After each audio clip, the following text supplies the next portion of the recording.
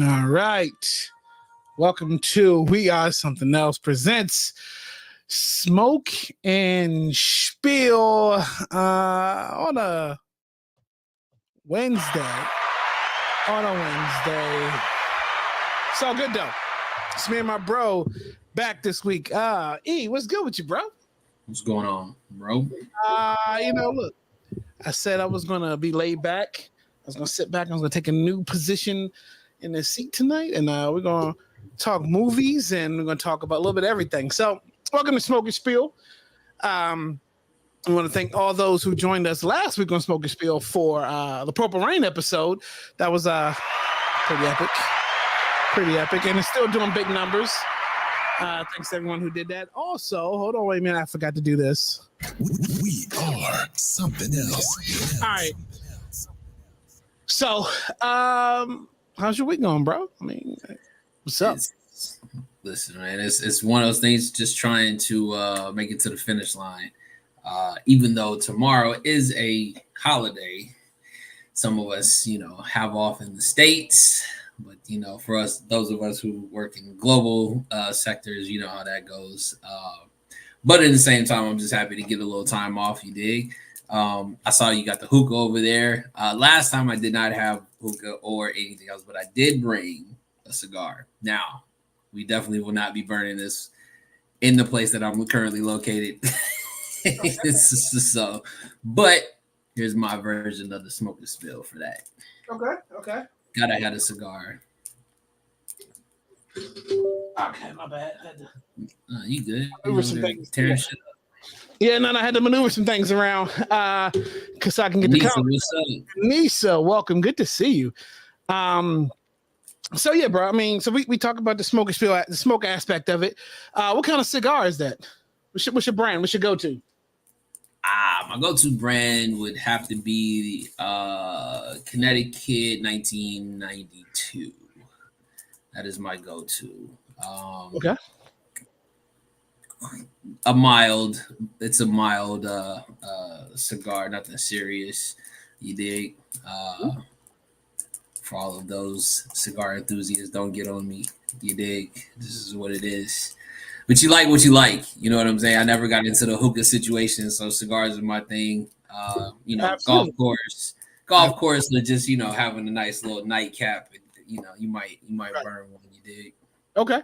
Yeah, so tonight I got I ran it back from last week. I got the white gummy bear mixed with the peppermint shake.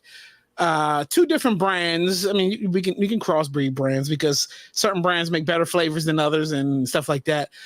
So I mean, we're gonna seek sponsorship at some point. So I got the white gummy bear Fumari, and then I got the trifecta peppermint shake. And it's always good, like when you go to like a hookah spot and like your host or your bartender, not really bartenders, but the guy who, who's serving you, right? Who's going to make your hookah knows pairings very well. It's kind of like, you go into a winery and the wine person tells you, well, this pairs well with this food. This pairs well with that. So when you go into a hookah spot or a cigar spot, cigars typically tell you what alcohol it pairs well with, right?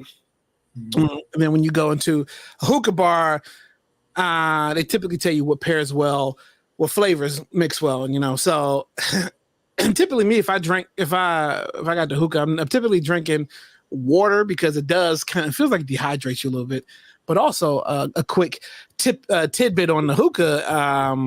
I put ice in the base.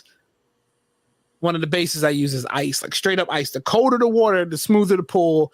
No, like burning, nothing like that, right? And then I also, this is OG taught me this, and I actually got this off of YouTube. Okay. Almond milk in the base. That sounds hella different. If you do almond milk and ice, bro, I'm trying to tell you. Now almond milk is expensive, and so right now I got my short boy. My hookah's probably about that tall, right? So you can put straight up almond milk in there, but if you got the larger one, you probably almond milk and water and ice, and you kind of just want to dilute it a little bit because almond milk is expensive. You're not supposed to be just smoking out of the way. What'd you say, Anissa? Anissa said Anita, who could never use one, but I mean, yeah, it's so my buddy is my my buddy and his brother were one is a bartender at a hookah spot, and the other one, well, they both worked at this hookah spot in DC. And I never tried it until I went there. And this is kind of before it became a thing. Now it's nothing but hookah bars everywhere, and it's just kind of a big fad to do, right? Like, remember, cigars was the fad to do for a while. Like, it brought in a huge crowd, and that's kind of what hookah is right now. And I'd rather smoke at home these days and enjoy it that I keep, right? But so look, and I talked about coals last week, so I figured it's Smoke and Spiel. So we're going to spend just a little bit on this. I talked about the round coals. Now, typically, you got your round coals. They're self-light. They're easy to burn, but most of the time, there's a brand. I'm not going to tell you the brand, but it's trash, right? It's a mess. But this one I found is made out of coconut, so the burn is a lot better. Like, your tobacco just doesn't like get charred. Right, so you know what? Let's do it. Coconara. This is the better brand. Coconut. Okay. So all that.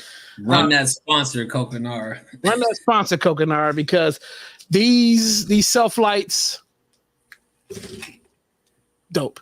And Coconara makes the squares. I prefer the squares over the rounds. The rounds are self lights, so it's easier. The squares, you gotta get a burner. All right, but here you go, right here. OG told me this too. So most people use the butane lighters to light your coals and all that. One of my boys was like, "Yo, no, get you." I was working at a retail store at the time that's no longer in service, but he was like, "Yo, get you one of them creme brulee lighters." He's like, "It's right here. This is a light. I mean, there it is. It'll light anything. You probably can't see it on camera anyway. But yeah, dope. I want to. You can do it. People I know have done it that way. Okay, so anyway, Smoke and Spiel, right? So if you haven't watched the Purple Rain episode yet, make sure you check that out, and or any other episode. So this is your third. Okay, because we did People Under the Stairs, we did Purple Rain, and now tonight we'll get to what tonight is all about. But prior to, shout out to Big Mike.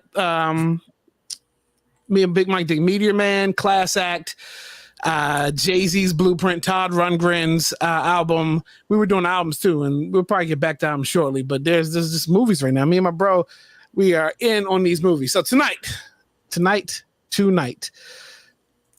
we are going to be reviewing just one of the guys. Now, hold on. I think that deserves where we at?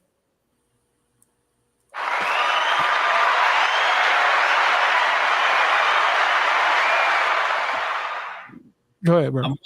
I'm wondering if this is if the comment section, and then also like the people that watch it later on, I want them to chime in. Have they ever seen this movie?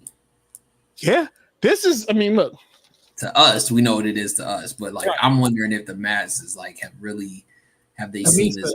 Anissa, since you're kind of the only one that's here right now, at least commenting, have you seen just one of the guys before? Now, our goal is to at least get you to watch it, right? And at this point, this movie's made in 1985. So, spoilers, you're bound to have a spoiler alert, right? Or something happened that you didn't know. But yeah, bro. So, before we get into it, how did you first see this movie? I want to say it was probably summertime at the crib. Like, school was out, wasn't going to camp. You know, one of those, like, you sit in the house until, one of the parents came home before you can go outside. And I used to just watch movies. You know what I mean? Movies was my thing. So that's how I kind of came about it. Gotcha. Me, I think we discovered the same way, right? Because it came out in 85. I was only one in 85. So obviously I've seen this one of them shits. I was at home and it was on like HBO first thing in the morning, and just kind of doing like a TV dive as a kid, and something catches your eye. I know what caught my eye. We'll get there in a second. We'll get there later on. Something catches your eye and you're like, oh, well, what is this? Where's Dee Dee at the beach with Dee Dee? Yeah, exactly right. I mean, we're on an off night, so maybe folks are trickling in later. We'll see. If not, it'll be there for the replay. So anyways, just one of the guys. Now, This movie came out 85. April 26, 1985. Yep. Rated PG-13. So that rating right there tells you alone. You go. So that's the thing. Ratings have changed over days. Now PG-13. You know, there's certain. I think the F-bomb takes it to a rated R. But I think with a PG-13, you get maybe one. You can drop one shit in there, maybe two. But you know, ass now, like all these words are PG-13 words, and maybe even a bitch, right? But F-bomb definitely takes you to rated R. I know that for sure. And just something about that word, right? But anyways, rated PG-13, April 26, 1985, in the box office, bro. It did 11.5 million. That's crazy, right? If you think about people going to the movies to see this, and 11.5 in 1985 is it's a hell of a lot. It's a big deal of money, right? For sure. Especially if we see whatever the budget was, you know what I mean? Because it didn't really have a crazy amount of scenes. It didn't have, you know, a lot of things where you would have thought they would have put a whole lot of money to it. So, right. Look at Anissa. She said she has seen it before. Good shit. Yes. And listen. I think that's the thing. Whatever it was.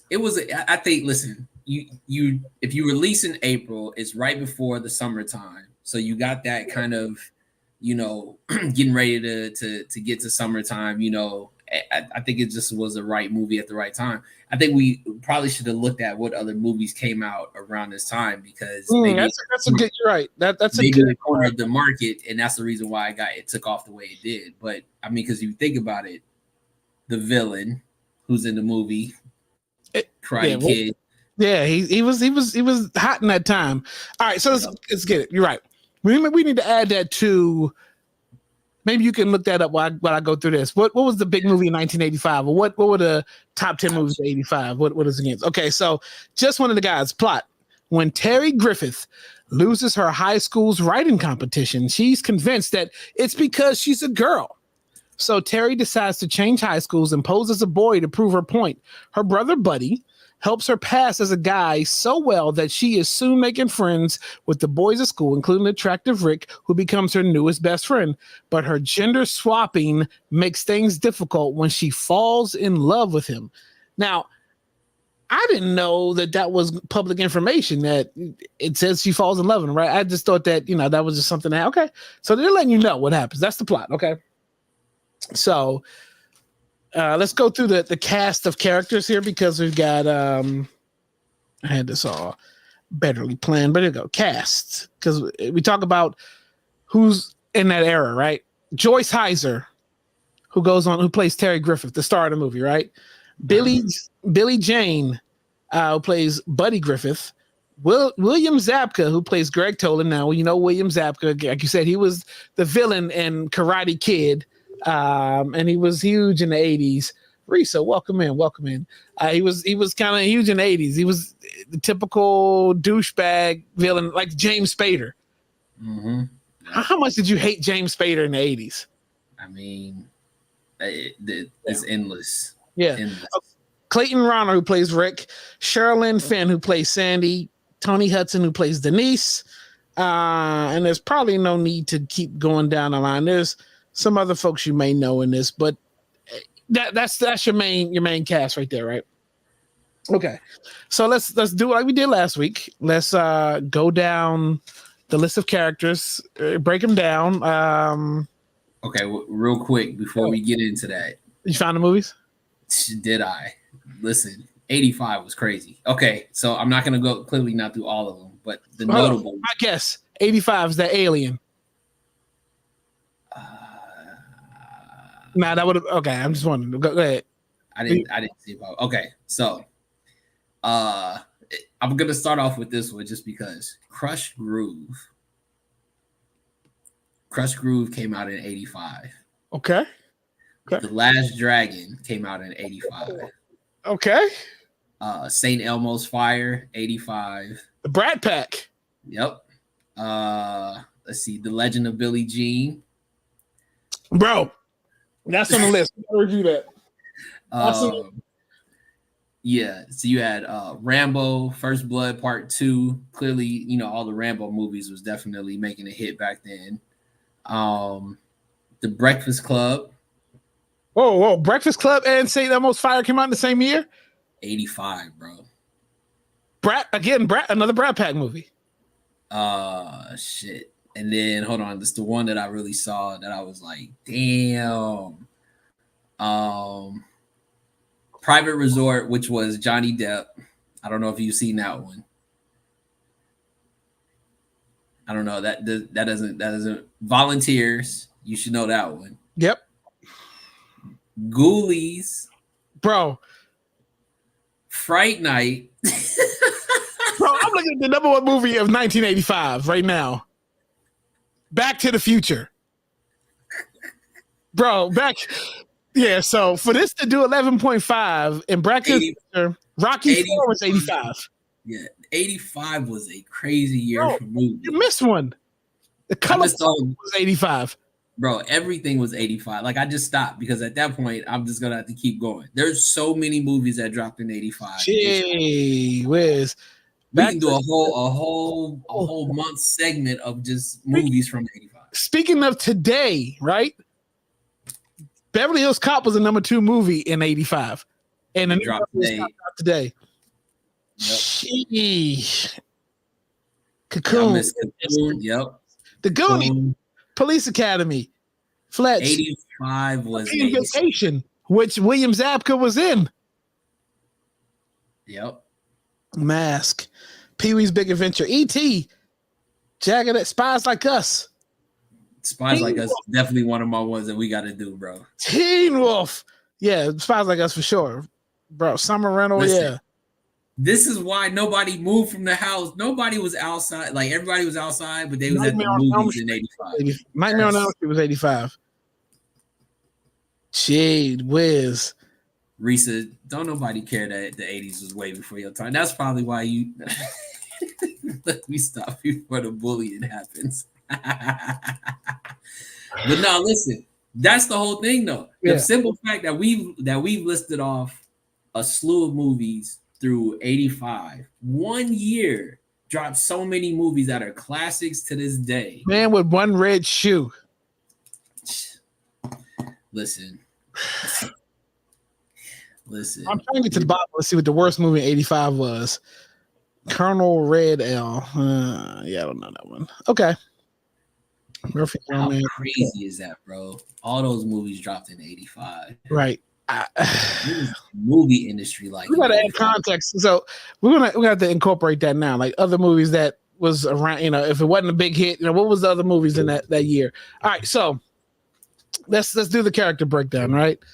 Yeah. So we know Terry, played by Joyce Heisman, main character.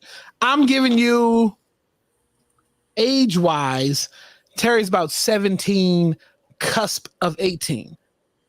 And there's proof she's around that age because it's all based around a prom, right? Senior prom. Okay. Yep. My first impression of Terry was kind of shallow.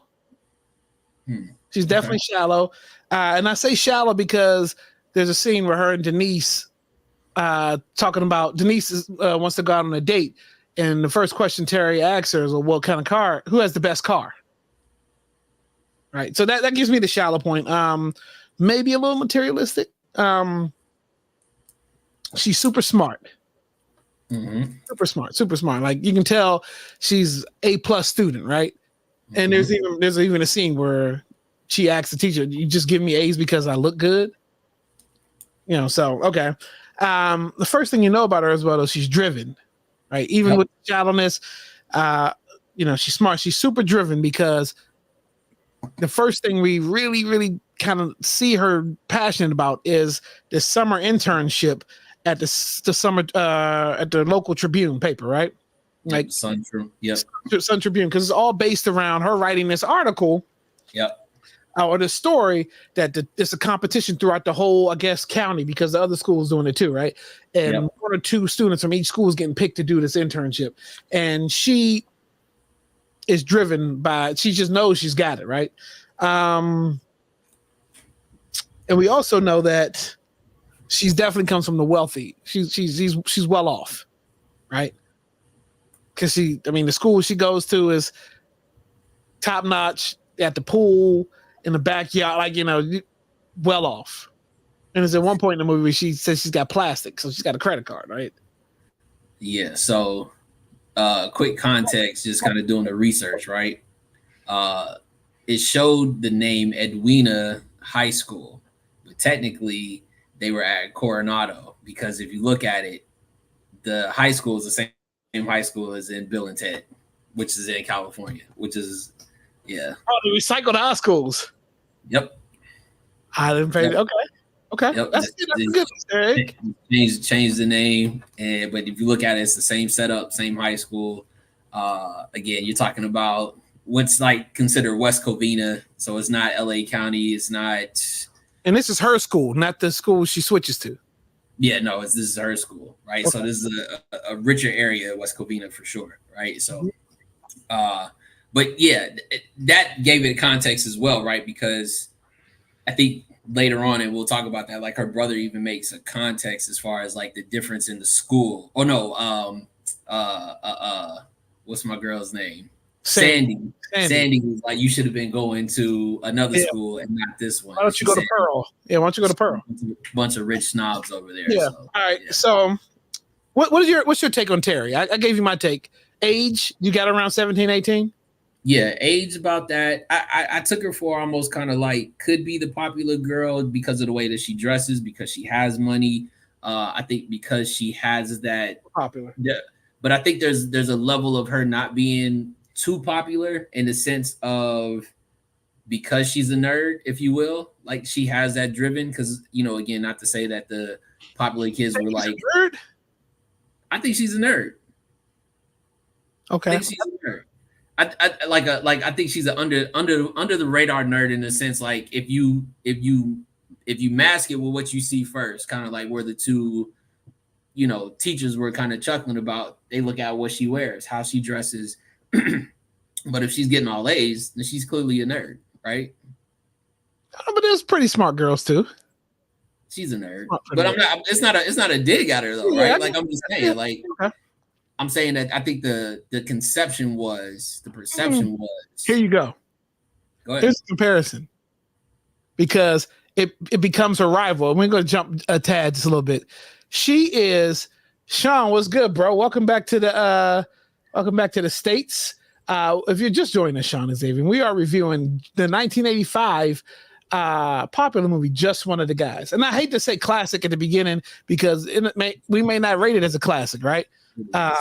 What she says, Sean, aka Juan, and I wasn't no nerd. Okay. Sean, aka Juan. So here's my comparison, bro. She is the Deborah Strobridge of her school. Wow, you think so? If you think about it, that's why there was the underlining hate when we get to that part of the movie, because she understood what type of she understood that personality. Okay, I get that. I can see that. The smart, pretty girl who becomes prom queen. You can't tell me that Terry was a smart, pretty girl that was probably the most popular girl out of that school, because she had all of them coming up to her. She had the nerds coming up to her, and she had like the preppies when she was at lunch scene, and the guys with the glasses and the ties in the back of the So, and I guess we didn't have enough time at her school for us to get that, but I feel like you can make that perception. Yeah, for sure. Okay. That's all. That's all your take on Terry? I mean, I got her. Like I said, I got her driven. The fact that she really wanted that internship at the Sun Tribune showed that she had a goal, and she was like willing to work for it. So I think in that sense, that's where it kind of led her to, that situation of, she's going to work hard for whatever it is. Like she's like not wanting anybody to give her shit, even though we would think that would be the case based upon her having, like you said, she lives in a good area. Clearly parents gone for during the fucking school year. You know what I mean? And also, okay, real quick. Back in high school, as a relatable character, I made great grades. I made good grades. I was also a lazy learner. I I mean, we had the sports involvement, but I was also like theater tech. So I was probably on the nerd side. I was mid-tier. I was mid-tier because, you know, we'll get to that because this probably a character I can kind of relate with in this one. And Really? Yeah. The comparison is horrible, but my character analysis of the person probably makes sense, and we'll get there. All right. So Rick, right? My take on Rick, 17, 18. Yep, because he's a senior. A senior at the other school. Yep. We know he's personable, right? He's kind of what does that say? Okay. I mean, we'll get there. Nothing wrong with being a nerd. You did. I mean, look, it's not making good grades getting out of high school. If that was the goal, however I had to be, that was the goal, right? But you know, in my yearbook, I was always one that said people put "stay nice," and I think a lot of that shit. Stay nice. That you can't say nothing else about me besides stay nice.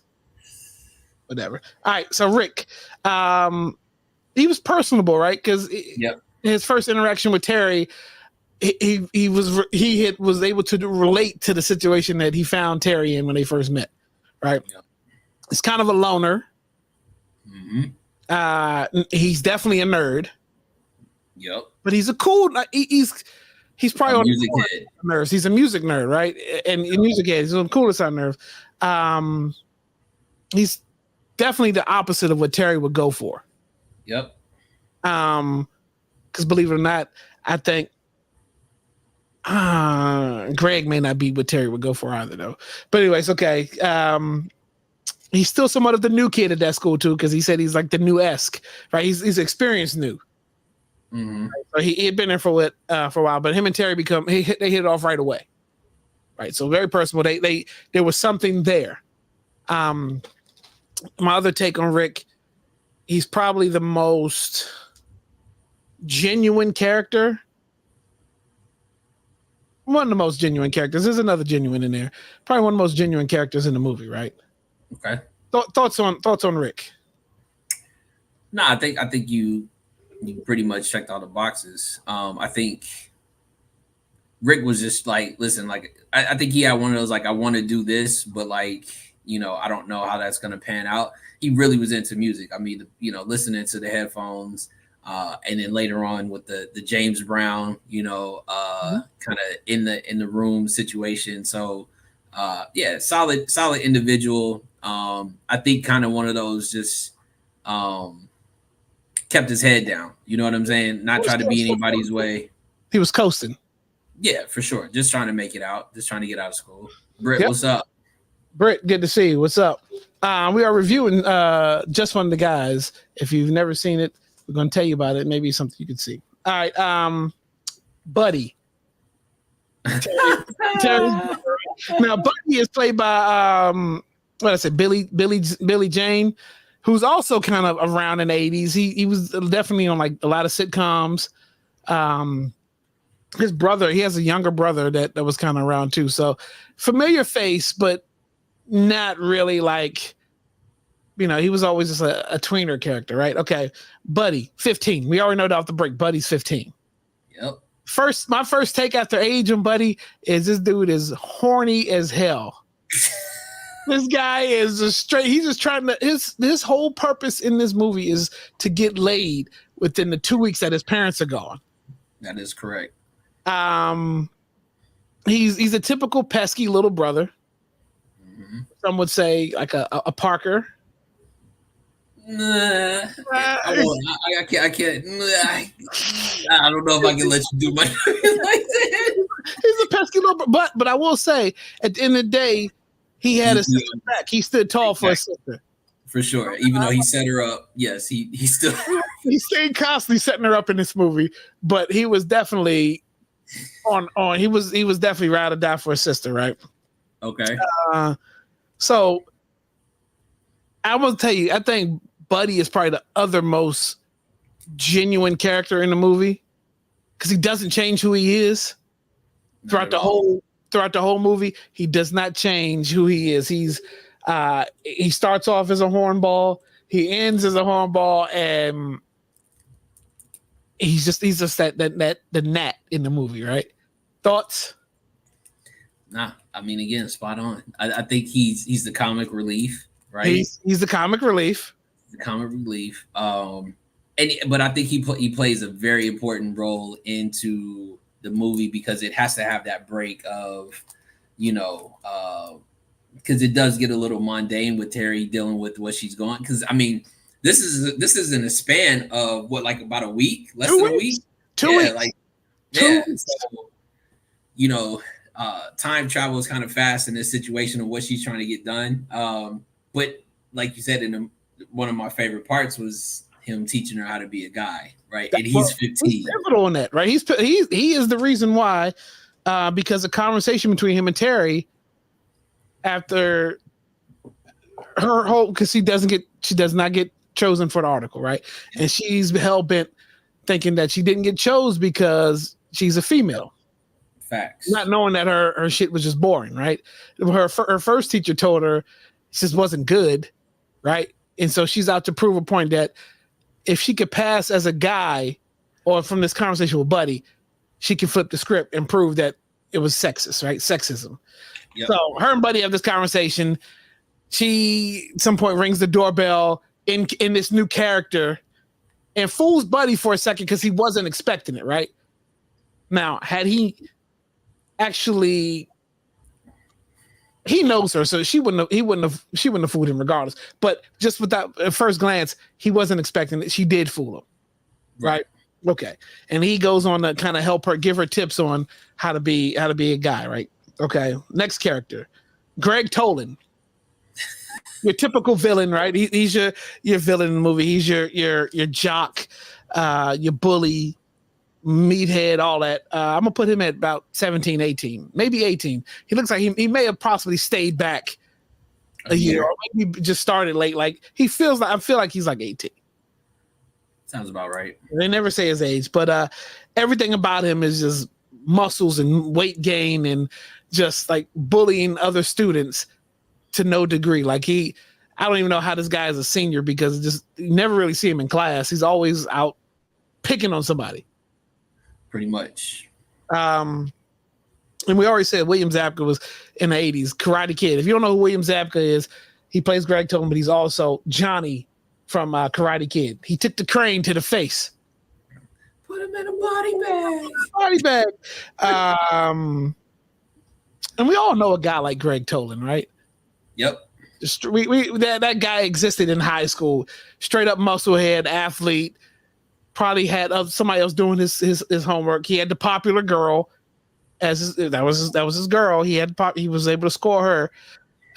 Complete opposites, but so we all know somebody like that, right? Any other character analysis on Greg? Nah, just a dickhead. Yeah, absolute dickhead. Denise is Terry's best friend. 17. She's going to prom too. They're best friends. And this is what I'm going to say. Kind of relatable to Denise. What? Listen, no, because I'm going to tell you. Let me tell you. I'm going to put Denise as one of those characters who blossomed into her looks or who she was, because at the prom, she says, "I'm so glad I'm here. These people don't even know I used to be fat." Right? So she dealt with probably some issues with weight or whatever, right? And she was a completely different person at the other school. She kind of blossomed as a senior, right? Terry's best friend has guy trouble. And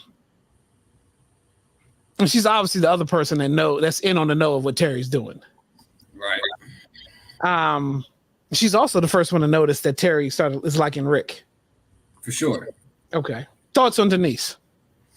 And is her character a pivotal character in this movie?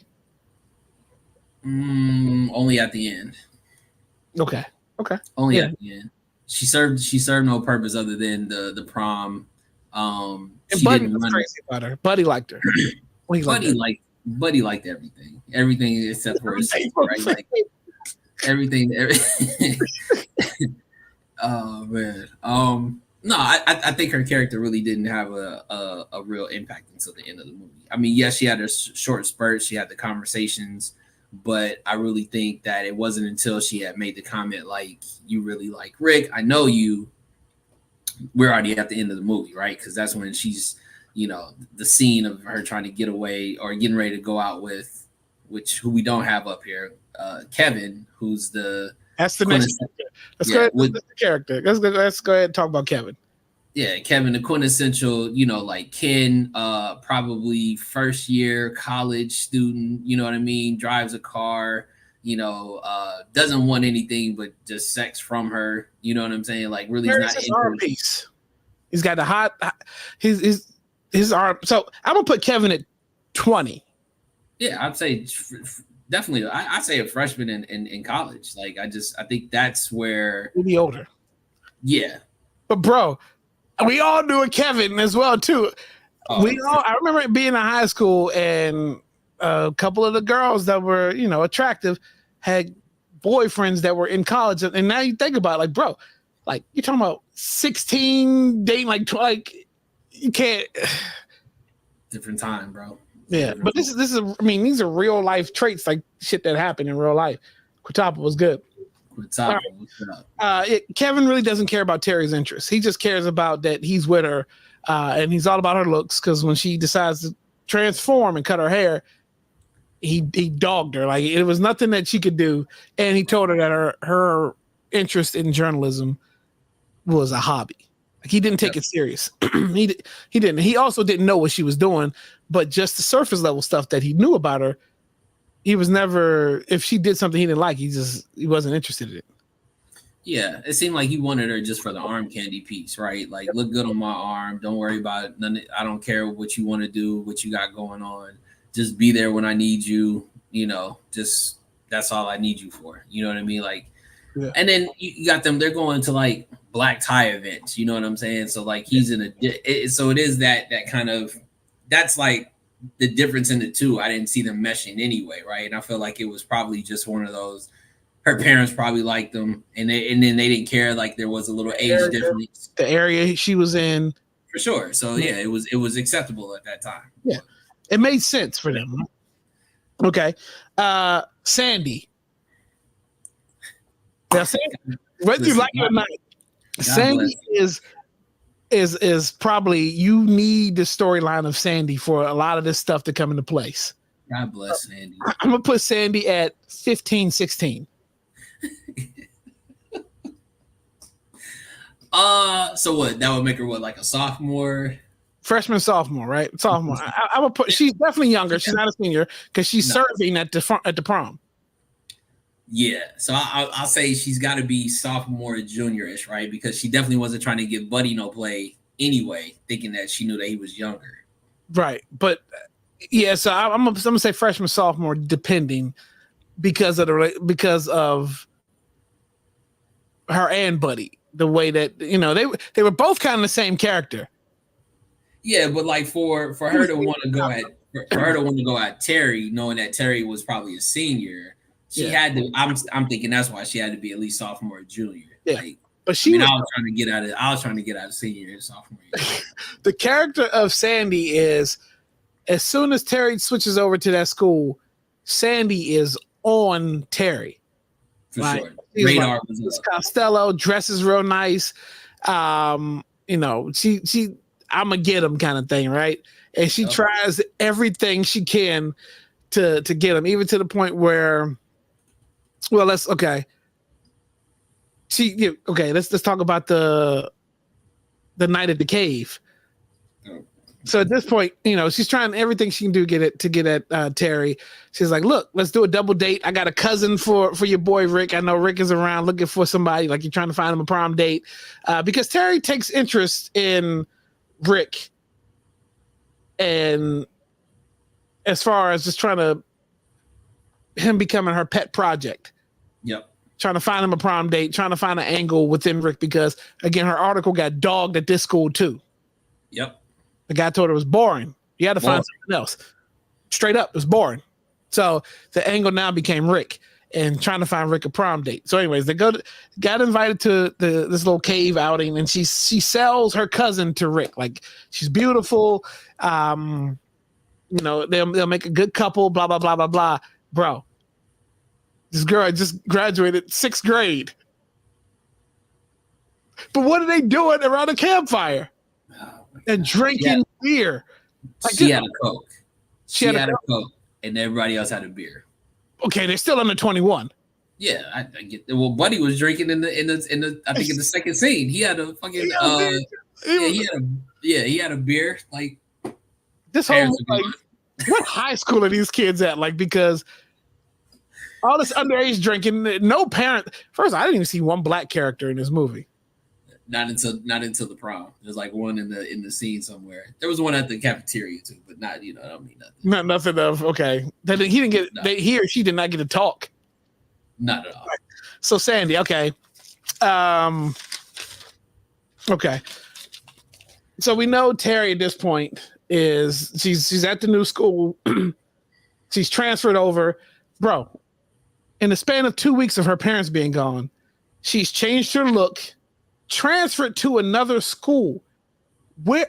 How can you transfer yourself to another school? I mean, I'm thinking probably too deep now, but paperwork, doesn't the paperwork and all that say that you're a female and you're coming into school as a male and you get all these classes, all these schedules, and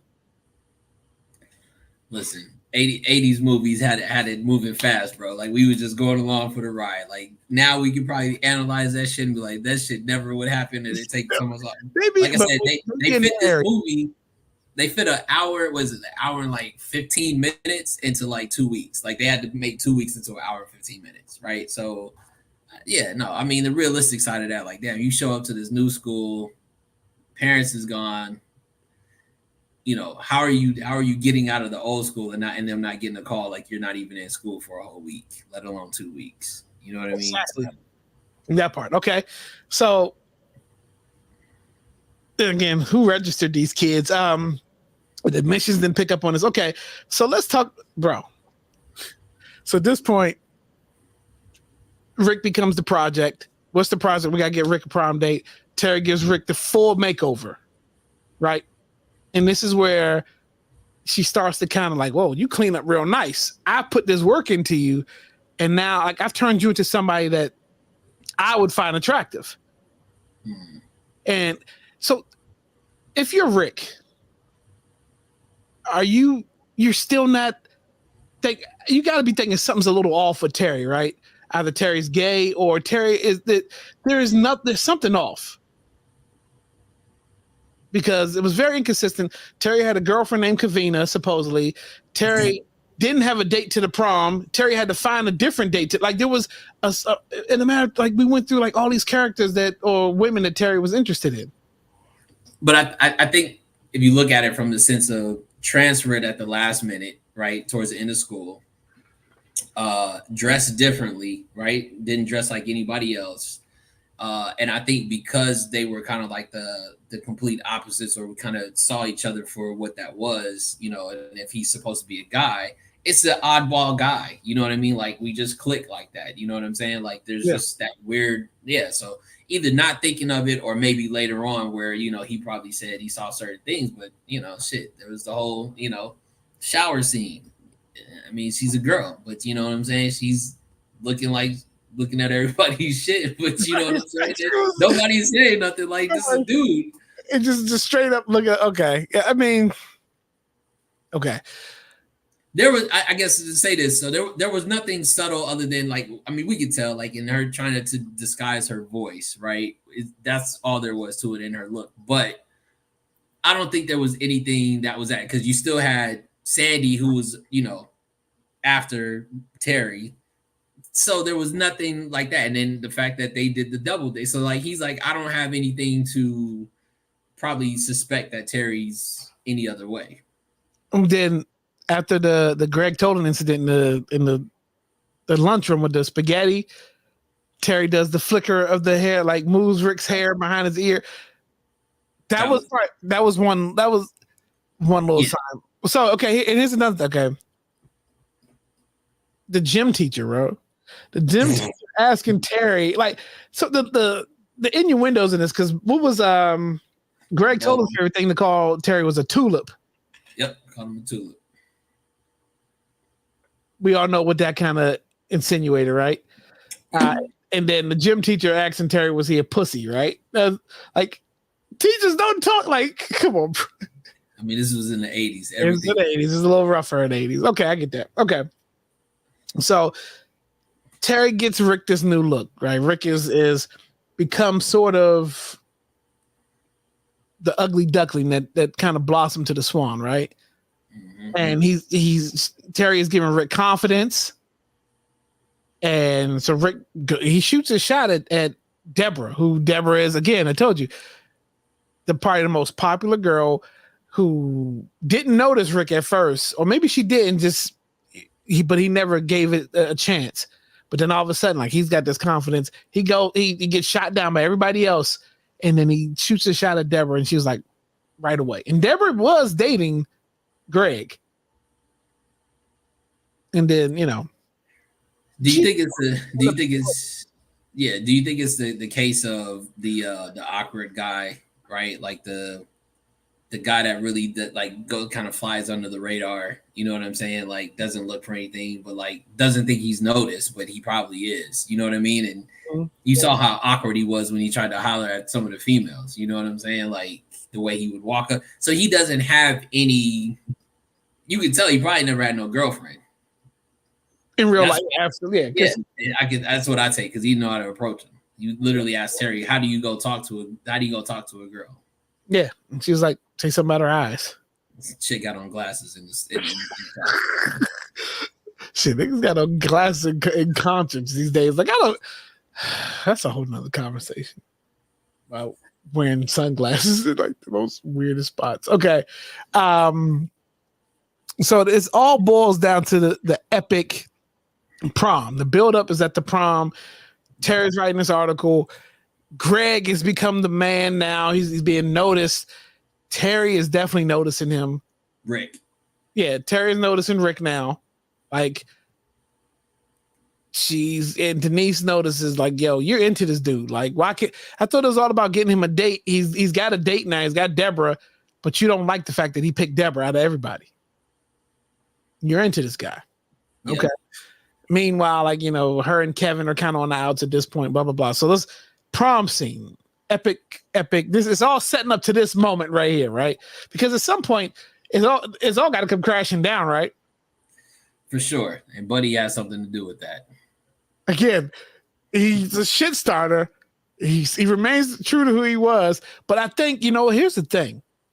I don't think he did that to mess up what his sister had going on. I think it was to mess with Kevin, because he couldn't stand Kevin. Yeah, he couldn't stand Kevin, but I also think it was just like, it's like enough. Like, enough is enough. You know what I mean? Like, you've been living this double life enough. Just tell Kevin you don't even fucking like him anymore. You know what I mean? So yes, I think there is that play on that, but because he still could have stalled. He could have stalled her out, and he could have just had Kevin go somewhere else. You know what I mean? And then not showing up at the prom, and it still probably would have went down that way. But here we are at the prom. We're at the prom. Terry is there with Denise, right? Her best friend.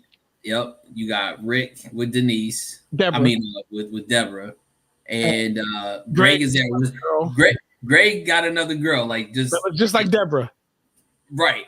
But whole time, not even looking at the girl, looking at Deborah the whole time. And Deborah and Greg become prom king and queen. It only makes sense because they were dating the whole movie for the most. I mean, this is their first time they're together. Deborah does a change up. I'm not going to dance with you. I'm going to go dance with the guy I came with. That's my guy, right?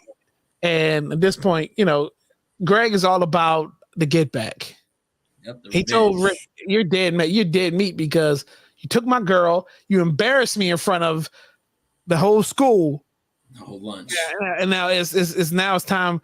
We're gonna have to duke it out because I am who I am and you are who you are. You're beneath me." So he goes and takes a cheap shot on Greg, right? They have the whole epic battle of them fighting. Terry jumps in. And, I mean, she does the typical, like, Here's some more analysis on how you can assess Terry, right? Yep. Okay. Greg ends up winning the fight, right? Boom. But no, while they're fighting, Buddy and Kevin show up. Yep. And they go on to help this situation, but the fight ends up ending. Rick, knocks out Greg. Right. Okay. Yeah. Now the moment we've all been kind of waiting for. Now, how does it come crashing down? Well, it comes crashing down because Kevin is there. Kevin is getting ready to say, but you're my girlfriend. Kevin is getting ready to give it away.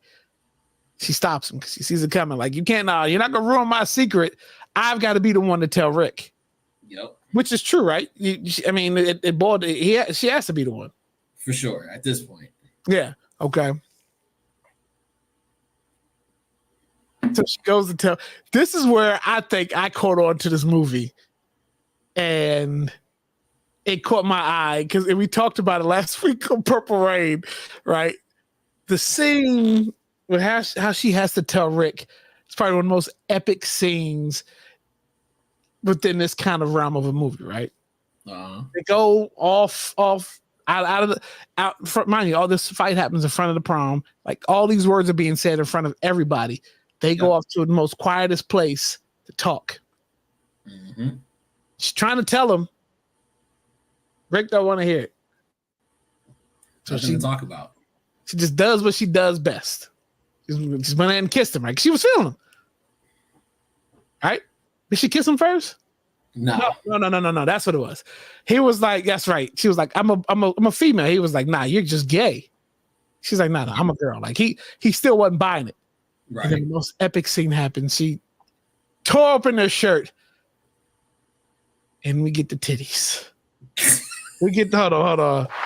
Applause for the titties. Oh, get another one. We get them. And you talking about me? That scene stood out to me because I know that's probably what got me to watch that movie, bro.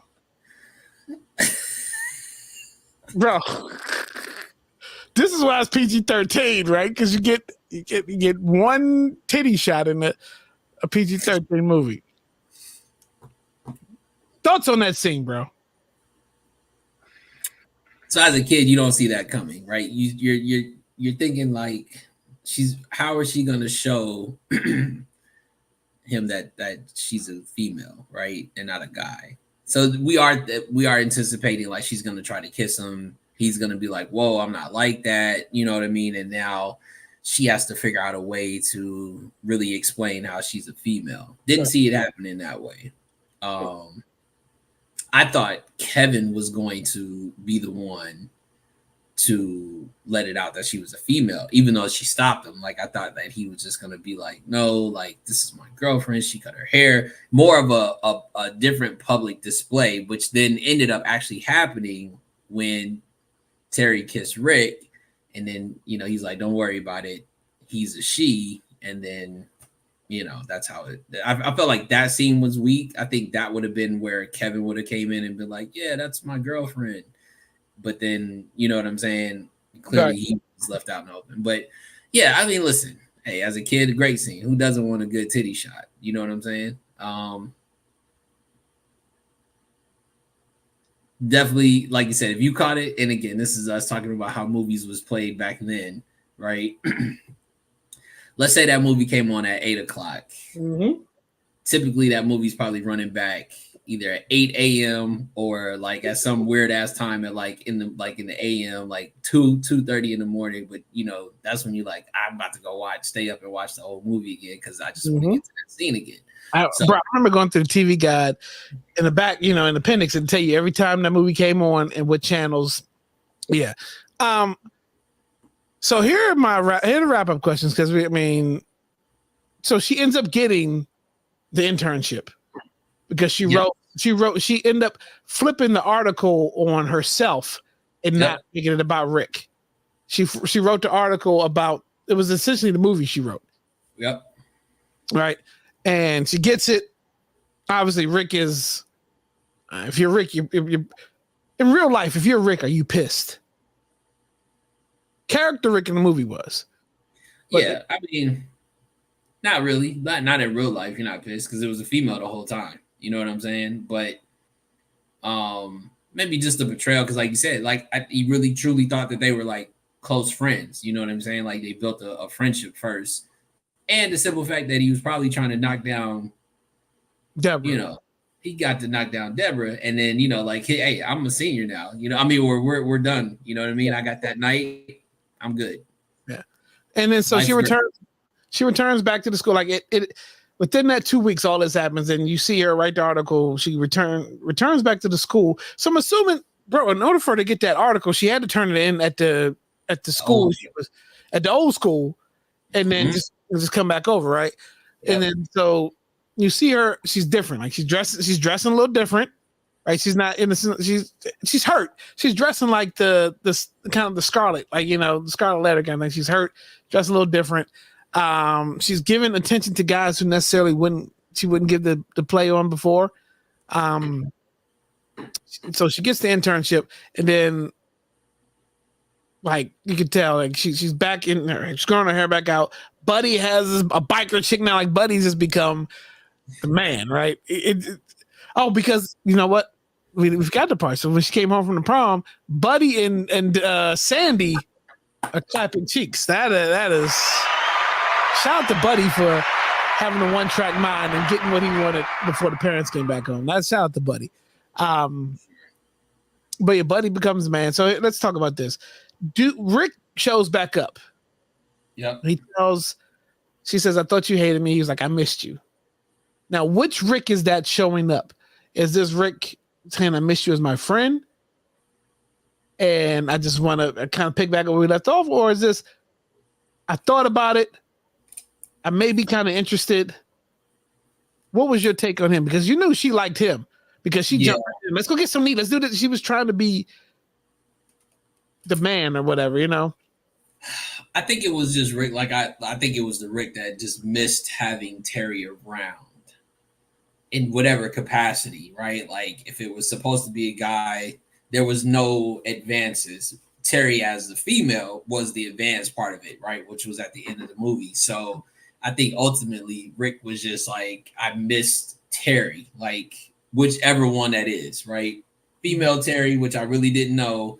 Male Terry was cool. And if that's, anything like who you are and not in the sense of like the masculine side, then, like that's what I miss. It's okay. A little weird. But again, an hour and 15 minutes, that's about the normal take time of the movies in the 80s. So yeah.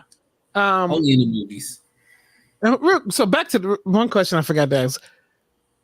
The high school that she transferred to, bro, that was the most weirdest fucking high school ever. You had the reptile Sherbakol who had like tons of reptiles that he would carry around. Even his date at the prom, he carried her arm like a leash.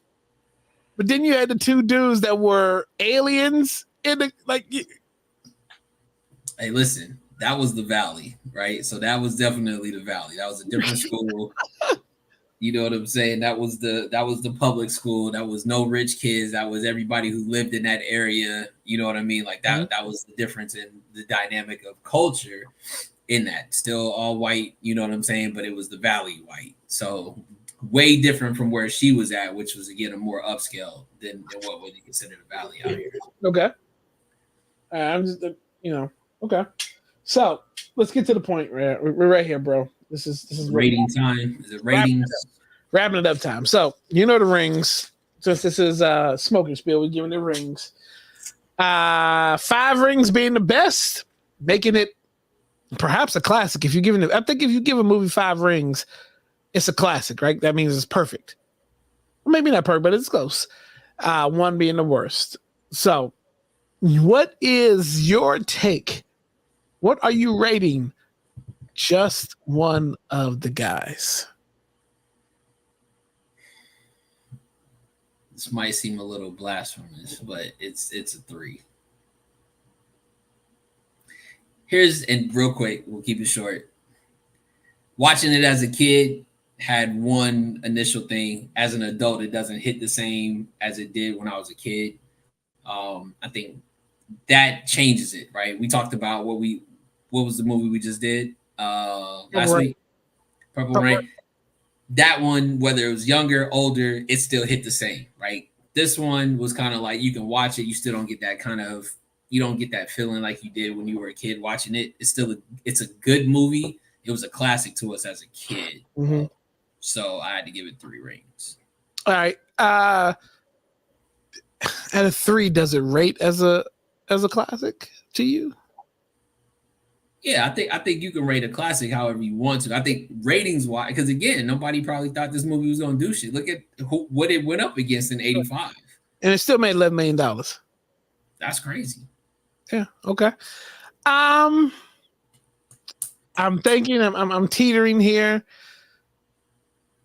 I think I might be with you too, bro. I think I'm gonna give it a 3, only because it's far from perfect. Right. And as a younger kid, I probably didn't think it was perfect either. The titties made it perfect. But I'm thinking that now that as an older person, like analyzing some of the inconsistencies and how they tried to rush through certain things just to get to the point of, well, how does this end kind of thing? Because we just knew it was, you had to end it somehow. And an hour and 20 minutes, whatever it was, its actual runtime, you're like, you just realize how they sped up in the span of 2 weeks. So yeah, it's a 3 for me. I'm still going to label it a classic because it has stood the test of time within my catalog of watching it. Right, there's other movies I've seen in '85 that I've probably never watched again, or I wouldn't even think about reviewing. So yeah, I'm going to give it a 3. Now, this was also a take on Shakespeare's. Wait a minute, I had the notes. Shakespeare's adaptation of Twelfth Night. So this was a take on that play or that book. Could you see this movie being remade today? I mean, and actually think about it, bro. Tootsie is kind of the same kind of movie too. Mrs. Doubtfire, same kind of So it's been. This isn't unique. White chicks. Yeah. Big Mama's House. I can see them. I think now. I think this could be redone. I think it could be redone. Okay. I think you can. I don't know what the cast would be just because of like that scenario of characters. And what they were back then. I mean, you can find everybody that fits the mold of these characters, but truthfully, I think it can be done again. Okay. I think it falls in that mode of like you're not gonna hurt it if you do. I mean, it's not unique. I think that it definitely can be redone. What I wanted to, I don't know. I mean, again, I just gave you at least 6 movies that had the same kind of premise, right? Yeah. I mean, of course you could redo it, but in some adaptations, probably already been redone. But I would keep this one at this one and just keep. I mean, meaning title wise, I would not remake a movie called Just One of the Guys. But I think because you know what, I think for what it was in '85, you get the language, you get the innuendos of orientation and or associations to certain groups. Yeah. You got to keep it at that. So yeah, but that's it. I think that's where it is with us. So yeah, check it out. 1985, Just One of the Guys, starring Joyce Heiser. It's Terry Griffith. Yeah, check it out. It's streaming on Tubi right now for free if you don't want to pay for it. Get the commercials. But then there's other places you can watch it as well too. But that's it, bro. I think that another successful episode down the hole. Episode 200, vastly approaching shortly. I think August 1 is the target date now. August 1st for episode 200. Even though we reported another date last week, I think August 1st makes the right call, and it's a Thursday. So stay tuned for next week. We got something. We're working on something dope for next week's. We Are Something Else adaptation or whatever it's going to be. Thanks, Anissa. Thanks, Anissa. Always appreciate you for being here. Kutapo, Britt B, Risa, Sean Xavier, all those that were here who didn't maybe didn't chime in. Appreciate y'all. But yeah, check it out. Check out all that good stuff. Do I got my button? Yeah. Hold on, we got real quick. Anissa and whoever else is in there. I don't know. Do you even ask the comment section? What movie would you like for us to review, though? Oh yeah, what if you had a movie in mind that you would like to hear our take on that? Maybe it don't even have to be one we've seen already. We're just doing the ones we've seen because it's probably just easy to throw together. But I mean, we could definitely watch something we've never seen before and then just absolutely review it. That would be cool. Or let's do an album. It doesn't even have to be. We should do an album, whatever. We can do an album next. I mean, I think we saving Boomerang for in person, right? Yeah, there's got to be a first. Boomerang's got to be a person. All right. I mean, there's a lot of movies that you're not quote back on. High School Musical. Go to bed. Go to bed. It's late. I mean, we could definitely do High School Musical and it'll be what it be. I don't know. All right. Short review. No, appreciate the time, bro. This was fun as always, for sure. Yeah, nah, man. You know, I'm down. All right, so let's do this. Follow us on YouTube at Happy 4th of July, y'all. Podcast.